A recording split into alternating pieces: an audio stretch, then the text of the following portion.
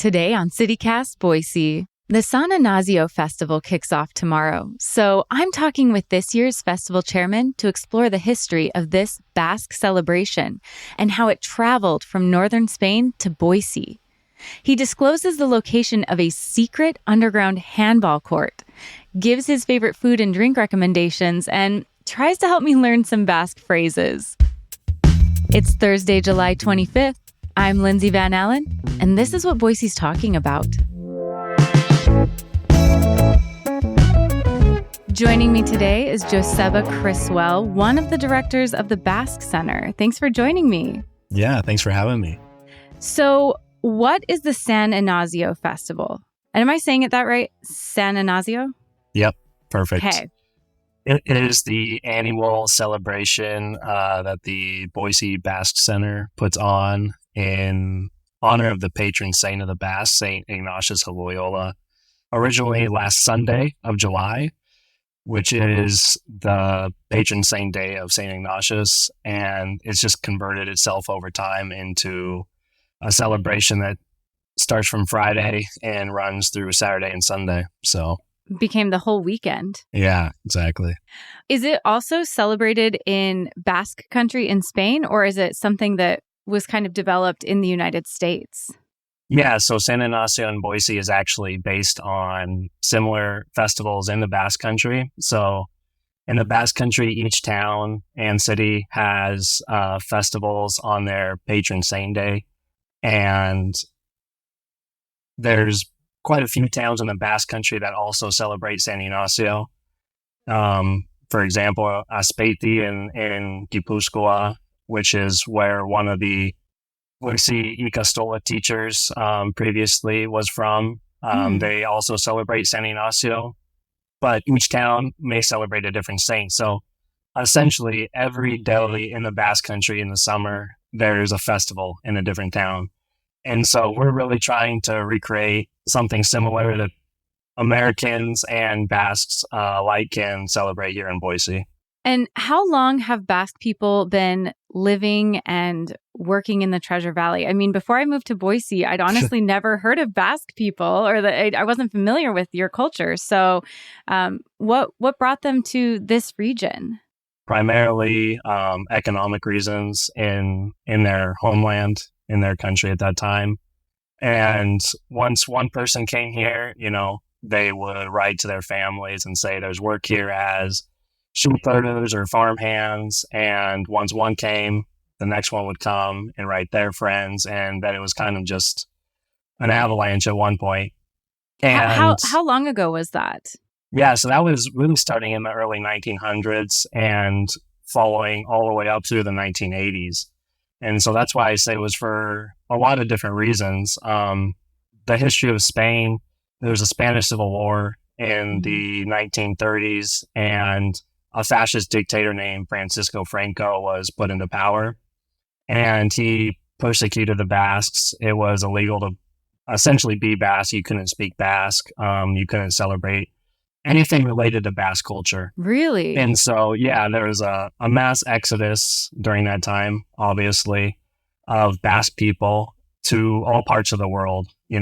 Some went to Australia, some went to South America, Cuba, Argentina, but a lot of them came to the American West, and a lot of them came to southern Idaho, the Treasure Valley, northern Nevada, Oregon, California, and a lot of them stayed. And so we're seeing, the descendants of those immigrants here in Boise still today.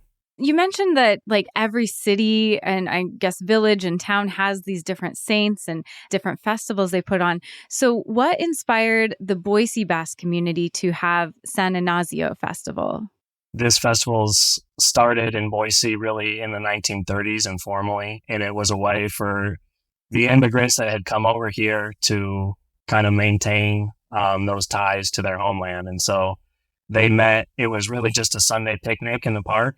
And it was really just to, join the people that had immigrated here to get together. And then it really morphed from there into something that, the entire community could celebrate.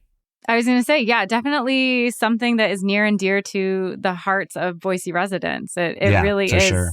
a very important part of Boise history. What is something that people who live in Boise, maybe even have lived here for a long time, might not know about the festival?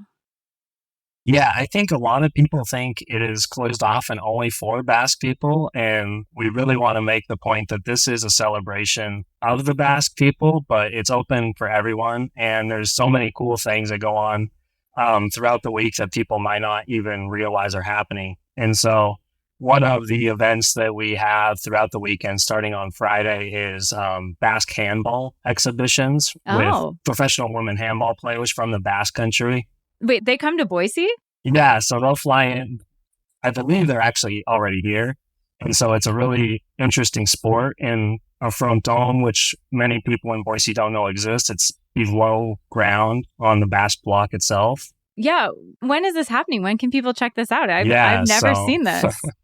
So on Friday night, the game started at 5 p.m., and that would be in Anduiza fronton downtown.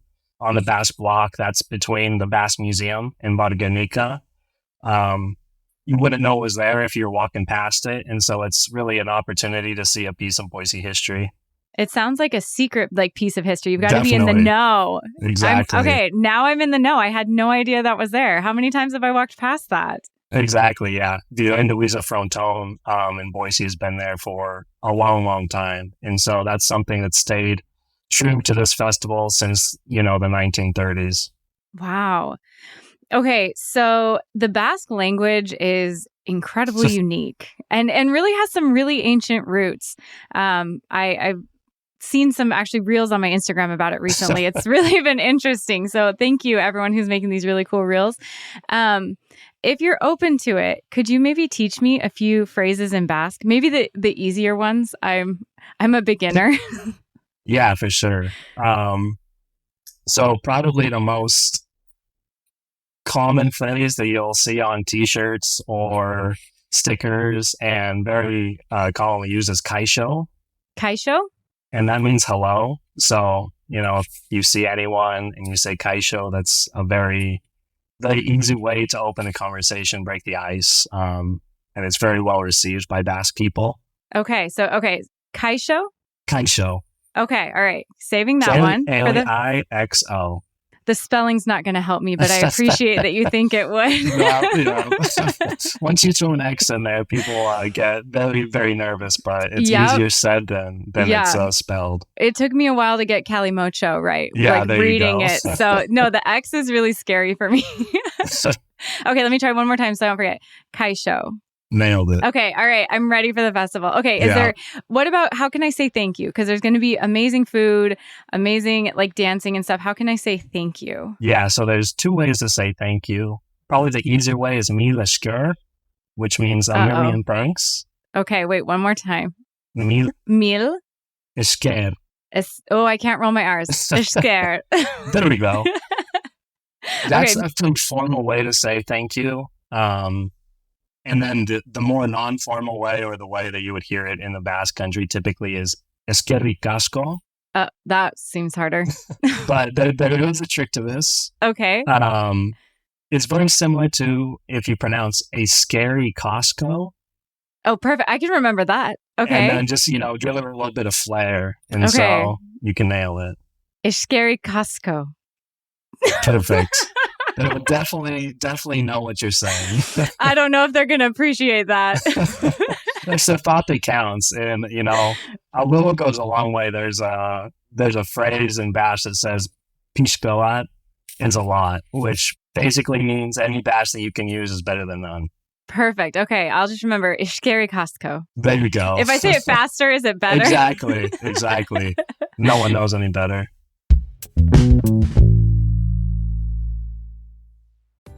Hi, I'm David Plotz, the CEO of CityCast. The best way to learn a language is immersion, living where the language is spoken and using it every day. That's how I learned French as a kid. But if that's not in the cards for you this year, you can still learn a language the second best way, and that's with Babbel. I live in a city with a huge immigrant population. You probably do too. And in my hometown, a lot of my new neighbors speak Spanish as a first language, and we have lots of great Mexican and Central American and South American restaurants and stores. I wanted to be able to communicate just a little bit better with some of my neighbors. So I started with Babbel, the science-backed language learning app that actually works. And after just a few extremely enjoyable weeks learning Spanish with Babbel, I've already gotten comfortable ordering at a restaurant and eavesdropping on my girlfriend's conversations with her mom. Look, learning a language isn't always easy, but with Babbel it is fun and it feels useful, basically immediately. That's why Babbel has over 16 million subscriptions sold. Plus, all of Babbel's 14 award-winning language courses are backed by their 20-day money-back guarantee. Here's a special limited-time deal for CityCast listeners. Right now, get up to 60% off your Babbel subscription, but only for our listeners at babbel.com/CityCast. Get up to 60% off at babbel.com/CityCast. Spelled BABBEL.com/CityCast. Rules and restrictions may apply.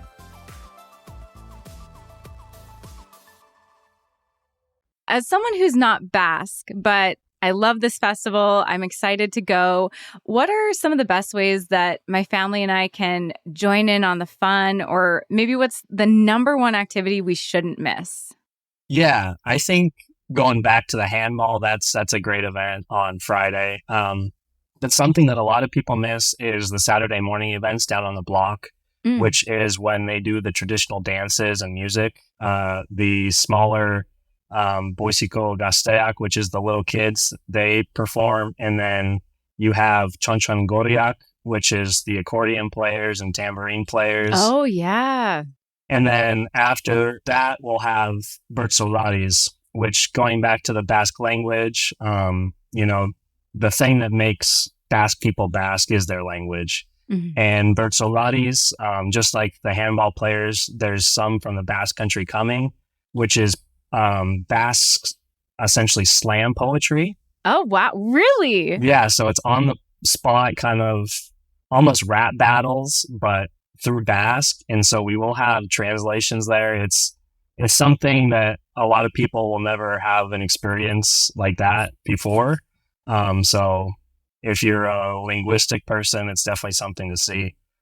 But right after that, we have the Wainkari Basque dancers who are known internationally, extremely good dancers. And it's something that I think every Boisean should see at least once in their life. And, Saturday morning, hopefully there's going to be a break in the heat and there's no better time to see it. So I was going to say, it sounds like it's going to be a hot day, but it sounds like a very full day of really amazing different things to check out. Definitely. Okay, so I have to ask you, one of my favorite things is the food. I know everyone talks about Basque food. Basque food is amazing. So what is maybe your favorite festival food or drink, or both, that people should check out? You're putting me on the spot. I'm a big fan of calimochos in the summer. Obviously, that's Same. A classic, and a lot of people might scoff at the idea, but it's a really good summer cocktail of part red wine and part Coke. But for food, croquetas, which are fried bechamel balls, are to die for and something that everyone should experience once in their life. Absolute delight. Yeah. But, really anywhere on the Basque block, you can't go wrong food-wise. And we will have a food booth outside all weekend long serving chorizos, croquetas, cold drinks. So perfect. There will be options. Perfect. Yeah. Gonna go get my calimocho fix. There you go. Do you have any insider tips about things that people should know to ensure they have a great time at the festival, or maybe even ways to participate in your culture, but also be really respectful? Yeah, I think just, going in with an open mind and really just trying to embrace, clapping when there's music going on. And maybe you might not understand everything that's being said, but there's good vibes all around, and just enjoying and, staying cool, understanding there's going to be a lot of people. You're going to be seeing something new, but something that's, intertwined with the history of Boise, and, experience something that everyone should do at least once.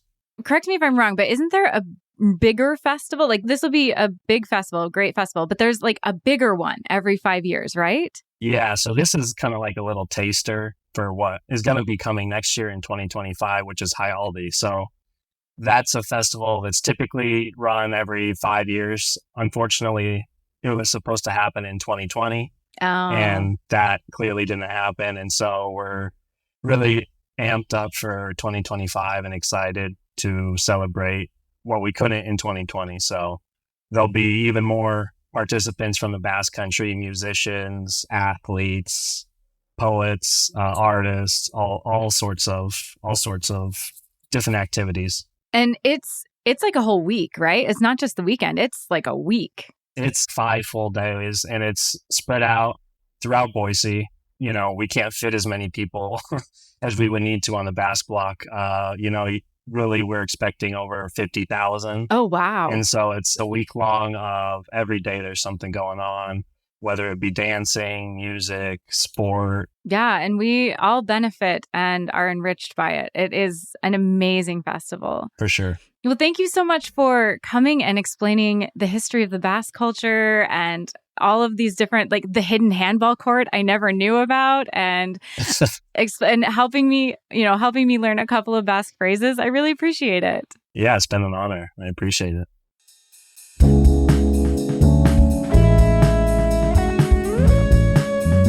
That's all for today here on CityCast Boise. If you enjoyed the show, we would love it if you'd leave us a review. It helps other people find us. We'll be back tomorrow morning with our Friday News Roundup. See you then.